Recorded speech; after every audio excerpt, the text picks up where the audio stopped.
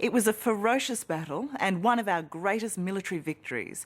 2 years ago, Peter Harvey brought you the story of the forgotten Aussie heroes of Long Tan in Vietnam. Well, last week, after more than 40 years, came long-deserved recognition for the veterans of that bloody conflict. That's the battlefield down there!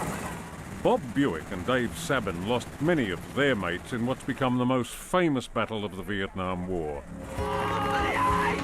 105 Australians, many of them young national servicemen, up against 2,500 battle-hardened North Vietnamese regulars and the feared Viet Cong.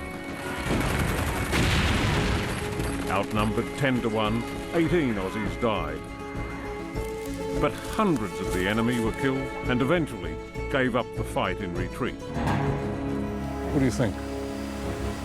What do you remember about it? Things I don't remember. The bravery was extraordinary, but shamefully, for 42 years remained officially ignored. Recommendations for medals either brushed aside or downgraded. The Australian government treated you like something that should be put under the carpet. Is that too tough? I'm afraid you're telling the truth. I think that's the way it's been. But now the wrongs have been righted. The men of Long Tan finally got their medals and a unit citation. As you get older, the memories tend to fade, but they never ever disappear completely. This is, for me, is the final close of the final chapter of the Book of Long Tan. It's been a long time coming. Before we go, a word on our website. Waiting online now to talk about his controversial theories on global warming is scientist Dr. David Evans.